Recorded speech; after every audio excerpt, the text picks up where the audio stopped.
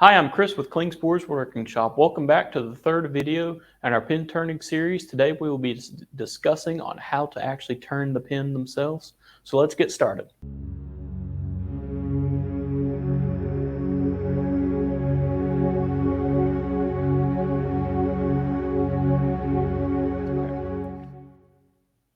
First things first, we're going to open up our kit and show you how we're going to get things mounted on the lathe here. We're going to be using this kit we have that comes with everything. We're going to need this piece right here. It has a collet, so we're going to loosen that collet up and slide the mandrel out majority of the way. And we're going to hand tighten it for now. And stick that in our headstock, which is the motor side of the lathe. And then we have three little bushings here.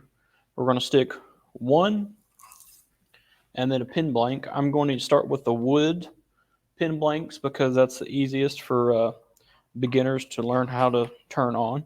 And then we put our pin blank on there. We're going to do another bushing and then one more blank and then our final bushing.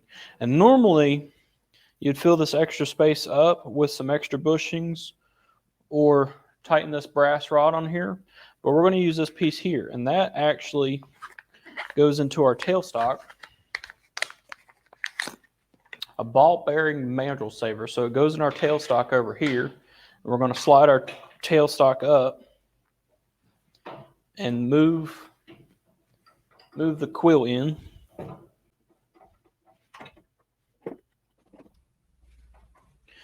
And just tighten it to where it's snug up on the blanks. Next thing we're going to need is we're going to need our wrench and our little bitty bar here. So we stick the bar in, just holding the mandrel in place, and then we're going to tighten up our locking collar here, and you're just going to barely snug it up. You don't need to apply too much pressure, just snug as can be. Move our kit out of the way. So we're going to put our tool rest in here, and we're going to line it up. Bring your tool rest in as close as possible. This big tool rest is kind of too big for what I'm doing here, but it'll work just fine. As you noticed here with the pin blanks, I didn't orientate them grain matching because this blank I had was actually just scrap wood we had laying around, and they were big enough just for individual pin blanks. They don't match, but we'll get into that in another pin blank that we do have grain matched. So first things first, I'm going to grab my tools. For beginners, I would recommend start using a spindle roughing gouge here. And the reason I like this is it's the easiest to use for beginners. You pretty much just hold it up on center, raise it just a smidge, and then you can slowly go across the pin blanks. The way I'm standing here is I have both feet shoulder width apart, and I'm just kind of rocking my body across the tool rest here.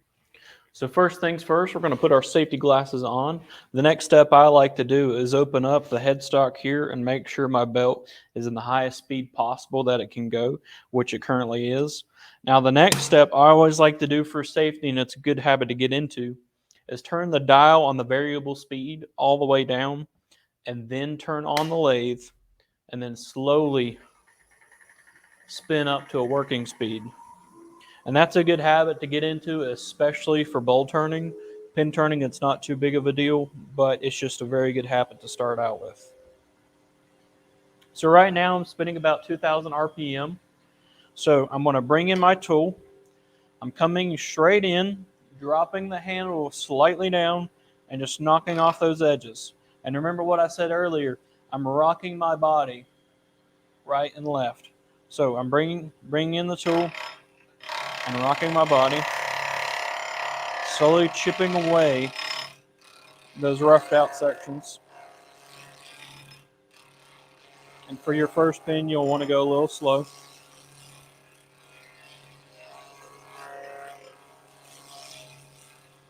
Now, if you're going to do an acrylic blank like we are going to do our next pin on, I would not recommend this tool. I'd recommend a carbide tool, and we will get to that in a second. But for wood, you can use carbide or this roughing gouge here. And so now that this blank is still a little out of round, but I'm hitting my edge right here. So what I'm going to do is I'm going to start nicking away the corners on this one.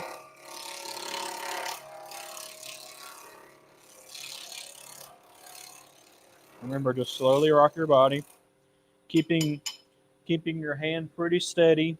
I'm grabbing the tool underneath rather than over top, because if something flies off and comes off the lathe, the first thing it's going to do is hit my hand right here. So especially in the acrylic blanks that are a little brittle, even this stabilized wood is a little on the brittle side. So I'm just tucking my hands underneath the tool and holding firmly against the tool rest and slowly rocking.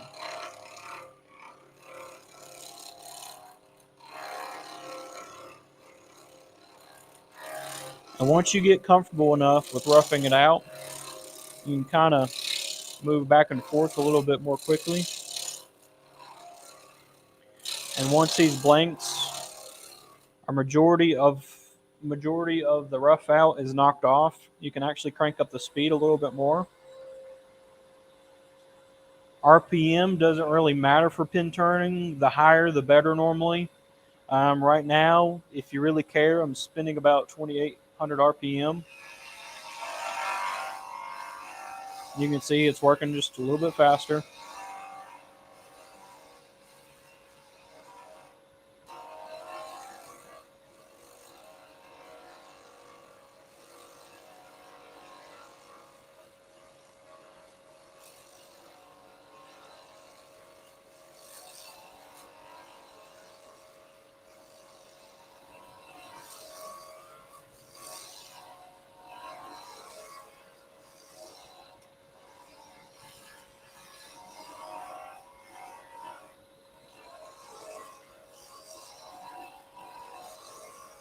So right now I'm at a stopping place where I'm actually going to turn off the lathe. And you can see where my tool was. I was pretty flat. I actually want to come down a little bit since the majority of the corners of the edge are knocked off. I like to turn off the lathe and adjust my tool rest. That way, if you had a smaller tool rest, you don't hit anything here. And this one's quite large. So that's just another safety practice to get into.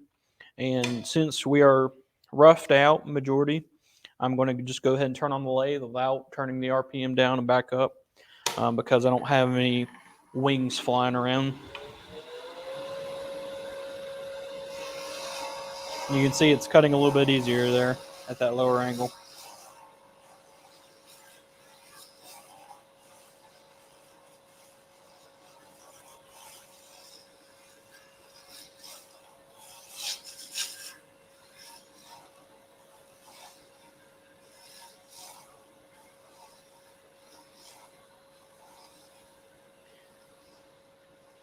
And if you can see right here, my tool is kind of catching and stopping.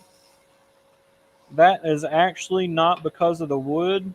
There are dents right here in the tool rest.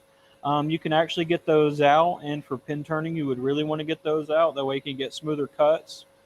That's made from bowl turning and getting really aggressive and having too many people turn on this lathe. For right now, for the sake of the video, we're going to be fine.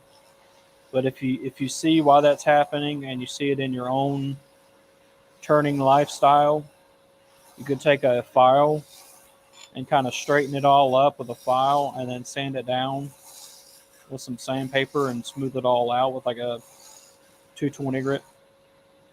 So we're getting pretty low here, close to our bushings. And so I'm going to work on this other one. I'm going to move a little fast here.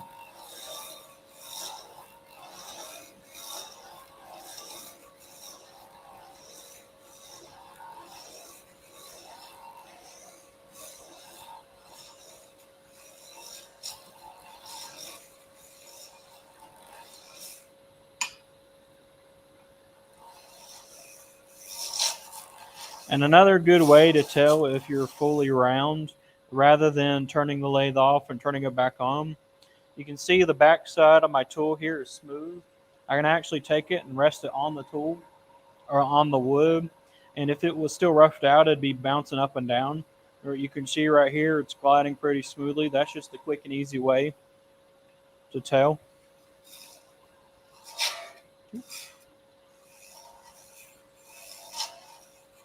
So what I just did there is I was rotating the tool a little too much, and the wing on the spindle roughing gouge actually caught down in and created a little divot you can see there. That's just because I was rotating it too much. You can just get that out by keep turning.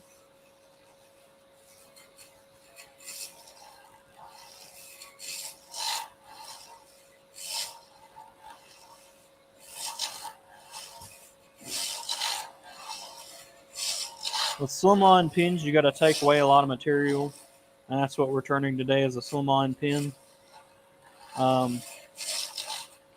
They're really, really small feeling in the hand. Some people like them pretty flat. I like them a little rounder. So what we're going to start doing in a second, you'll see here, is I'm actually going to start rounding these edges over like so. So what I'm doing is I have my tool pretty much flat, and I'm taking it as I'm turning and rounding. So I'm going to do that on both sides. And what that's going to do is give it like a tapered look. You can do these pins really fat if you wanted to by leaving a lot of material. I kind of like the best of both worlds, a little meat to grab onto as well as a little thinness.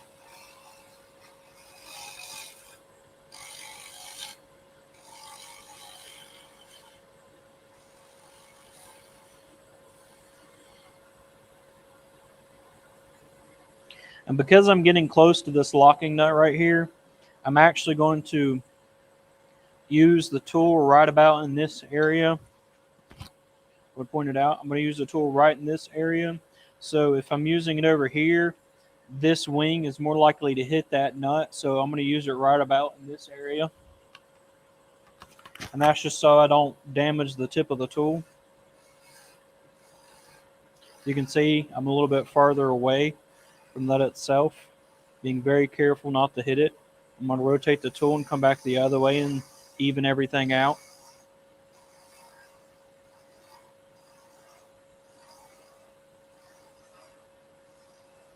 And the whole purpose of pin turning is turning this wood on these corners here to the same diameter of these bushings. And what the purpose of that is for is when you put the pin kit together, so the tip of the pin, also known as the nib, feels seamless in between the metal and the wood, as well as the center band and the clip. So that's what I'm doing right now, is turning the wood to the size of those bushings.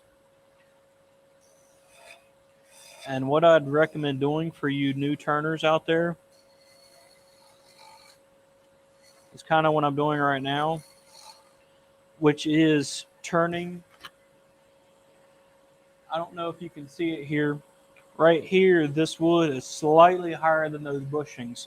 And when I'm doing that is so I can get it really, really close, and then I can use sandpaper to sand that down. So that's what I'm going to do right here for the first one, for y'all to get a hang of it.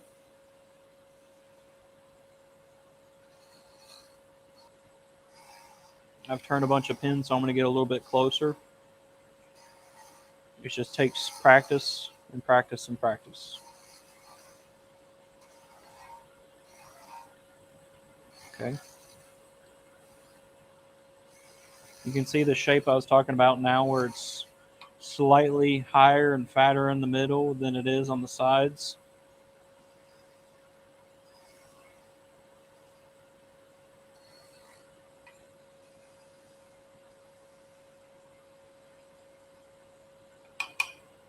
Clean off my tool so I can see what I'm doing a little bit more.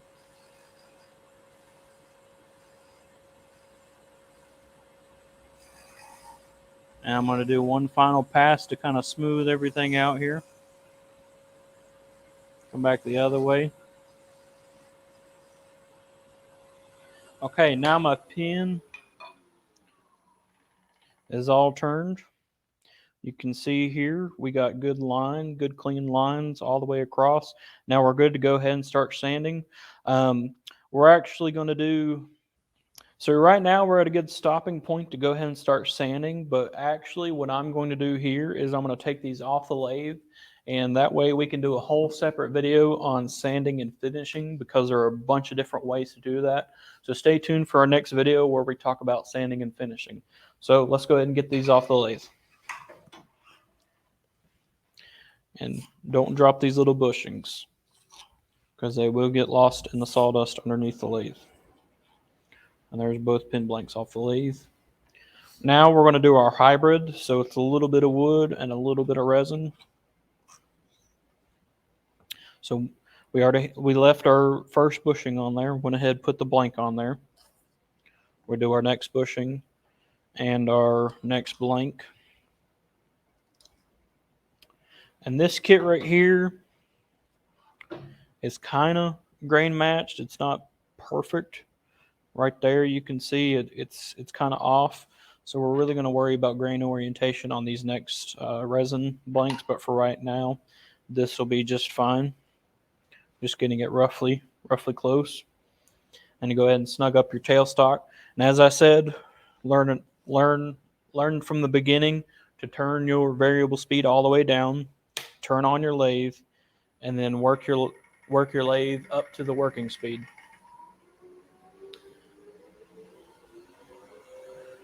So I'm about 2,000 RPM, and for these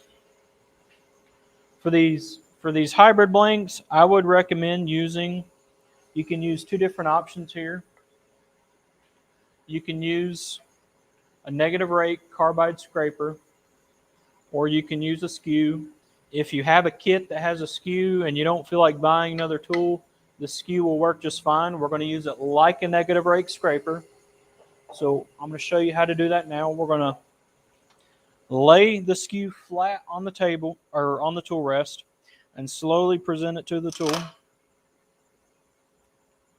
And just kind of nick away at the corners.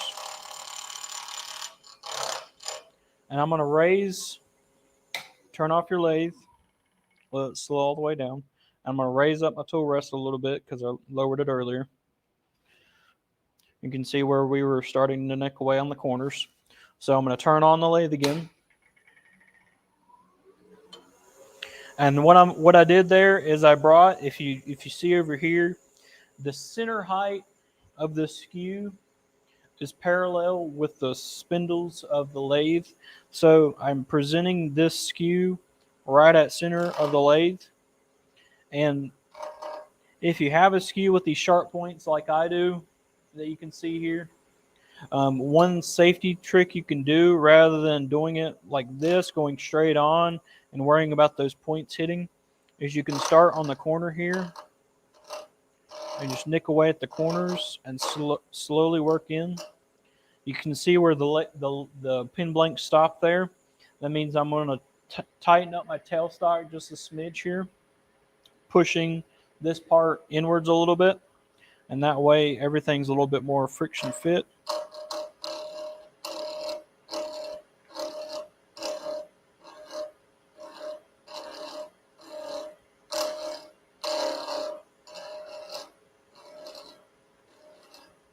And the reason you want a negative rake scraper for doing resins is it cuts a whole lot cleaner. It helps prevent tear out and also helps prevent the blank from cracking in half. I have done that before where the blank will actually crack in half. And another trick you can do is you can kind of present the wood up in the middle here and slowly work it out, leaving this side a little bit away from the wood, so you're less likely from poking that corner in there. You can see the blank stopped a little bit more. I'm going to add a little bit more tension, making sure I tighten down my tailstock to see if it's tailstock backing out.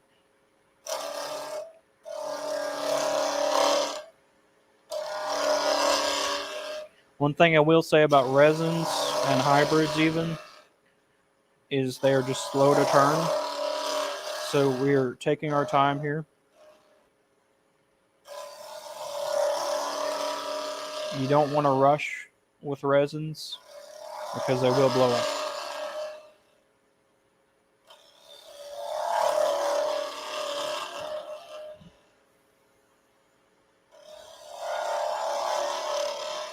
And right now you can kind of see where I'm getting those little hairs come off the lathe. I am mostly round on that corner, but I can, as you can hear right here, I'm still roughly shaped. But over here, I'm round. So I'm going to go to the next blank and start on it. And this is just how I like to work.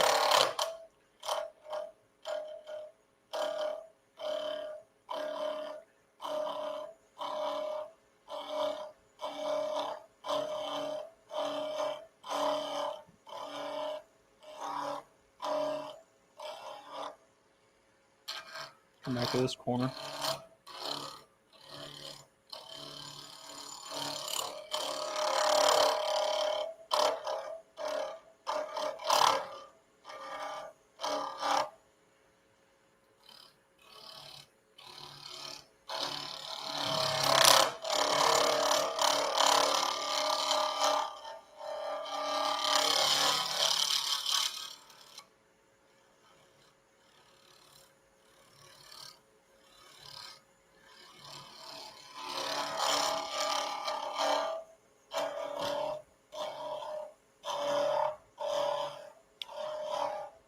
So I'm going to talk about safety here real quick. You see these little hairs right here? You can get them off by kind of moving the tool around, but you won't get them all the way off. If they're getting to be too much, especially right now while this blank is rough, you can see here it's bouncing. You really want to turn off the lathe. Sometimes these can be spinning and you can't really see what you're doing. When the blank is rough, as I said, make sure you turn off the lathe. When the blank is fully round, it's a little bit safer to go ahead and pull them off.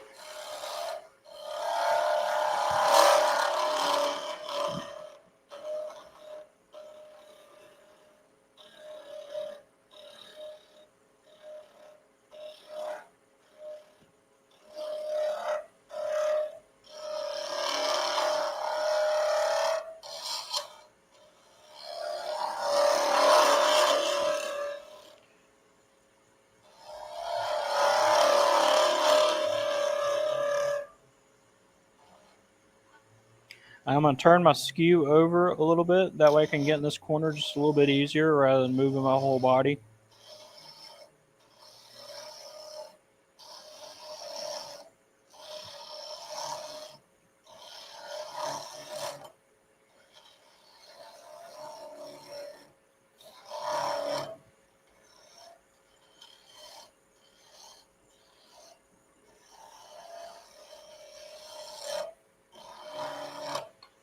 I'm going to flip my skew back over, clean off my tool rest so I don't rest on any wood and have it to make the tool rotate without me wanting it to.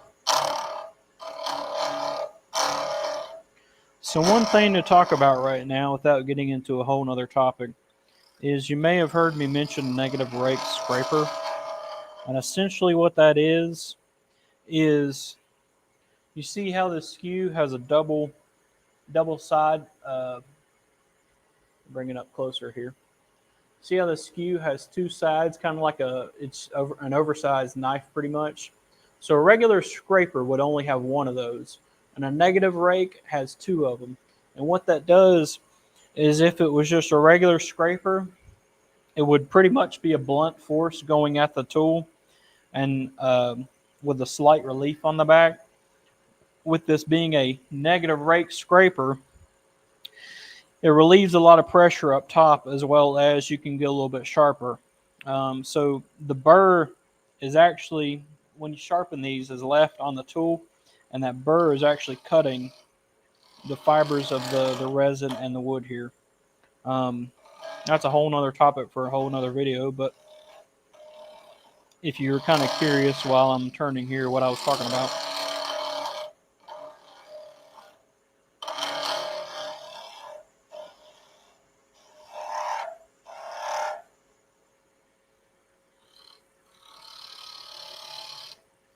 Now that we're mostly round, I'm going to get a little aggressive with this without trying to blow up the blank. You can see I'm pushing in quite a way.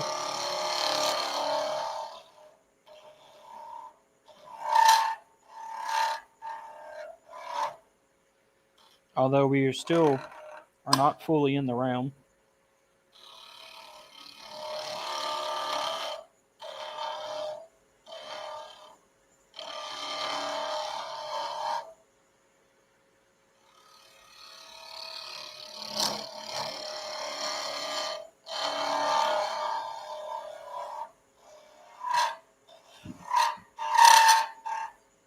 Now that I'm starting to get fully round on both sides of this blank here, you can hear it. I'm going to work on the other one.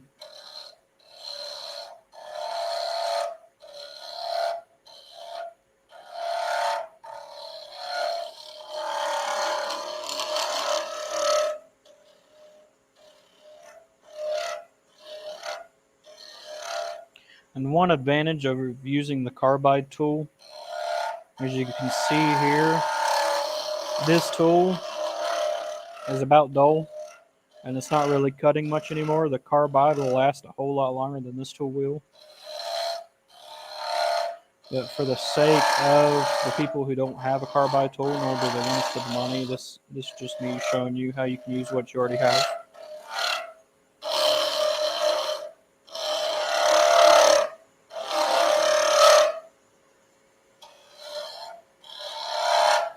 If you had a sharpener, you'd probably want to go ahead and sharpen this tool.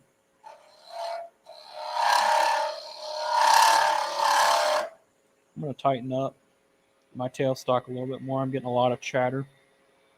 Clean off my tool, clean off my tool rest.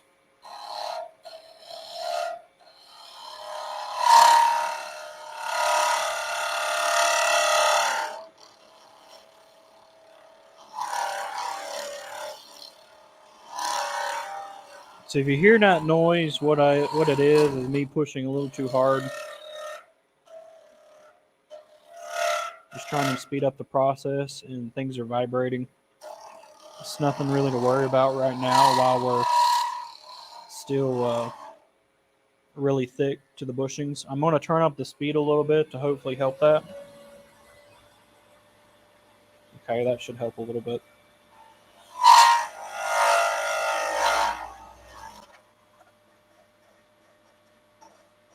If you know how to use a skew and you want to use it like a regular skew, like that right there, you can. You can see it's helping out my process a little bit more. But if you're a new turner, probably don't want to try this. You can see there I just caught. You can clean it up since we're still rough here. If I turn off the lathe, I'll point out. Well, I didn't catch too bad. But you can see right here some of that burl from the Banksia pod, and the way this hybrid blank travels, the grain is kind of going everywhere. So it's really easy to catch with this skew. Clean up all the fibers while the lathe is off here. Turn it back on. Let's get back to work.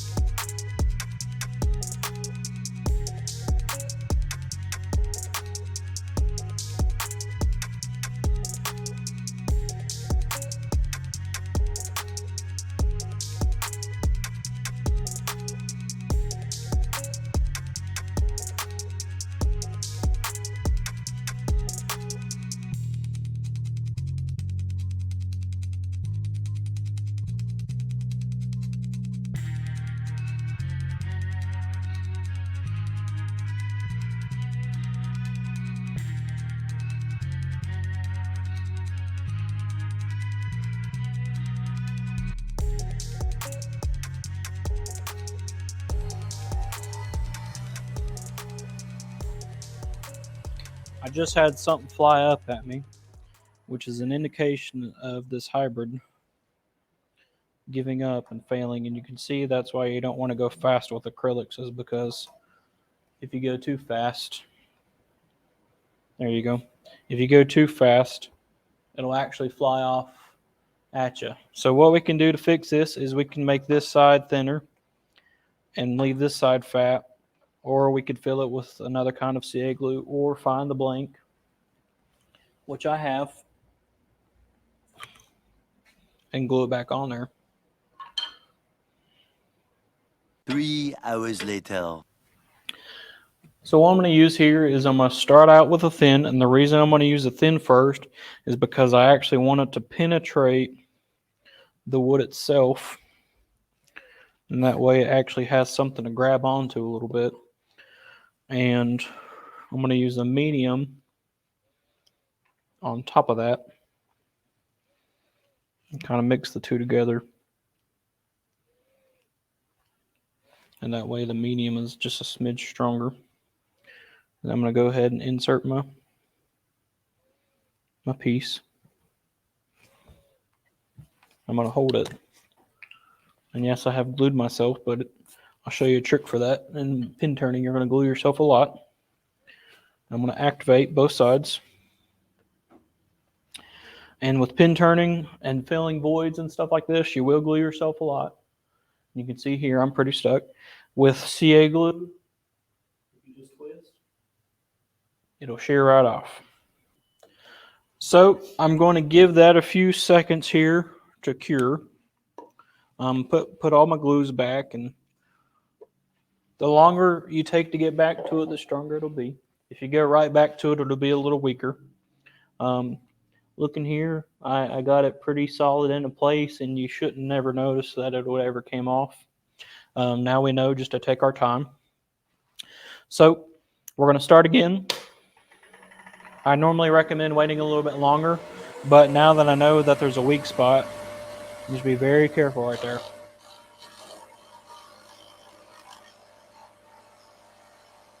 And you can actually work on the corners a little bit more and get through that in a minute.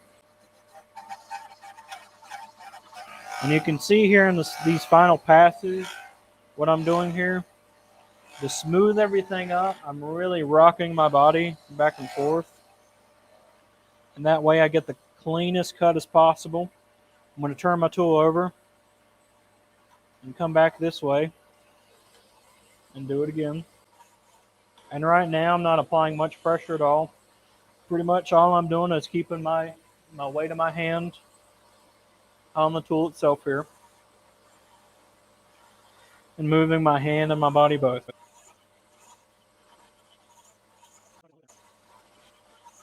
So now I've worked on this side and I've worked on this side. I can come back to the glue spot. Just remember, take it very easy. You can see it's probably a little rough right here, and that's just me knocking off the CA glue. And this is the reason you want to wear eye protection, and stuff will fly off while turning. Sometimes not intentionally, but it does happen. So right now I'm specifically working on the area I glued to even it out in thinness and in size as the other side, so it looks all looks even.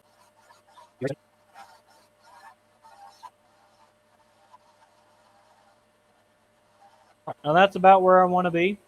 For you beginners out here, I'm leaving a little thick on the parts closer to the bushing so we can sand down and work our way down with the sandpaper. If you feel more comfortable to turn a little bit more on the edges, you can. Just make sure you don't mess up the bushings, because if you mess up the bushings, you mess up how the fit is on the blanket itself. I'm going to turn just a smidge more on them corners. With this acrylic, I don't want to sand as much as I have to. Okay. So now we're a little bit closer. And so we're going to go ahead and turn off the lathe and see where we're at. You can see we're looking good and consistent on both sides. This side's a little bit thinner. That piece we can have our hand, and this piece we can have our clip. The grain, as I said, this one's not perfect, and it'll probably never look perfect just simply because of the material. And we look pretty symmetrical. We can rotate these back and forth and kind of get them where we want. It won't matter until we get it on the pin itself, and I'll show you a trick when we put the pins together on how to make it look better. So we're going to back off our tailstock, hold our bushings in our hand, bring the tubes off, and be careful not to drop these or nick them into the live center here, because you can dent it and then you'll have to return it.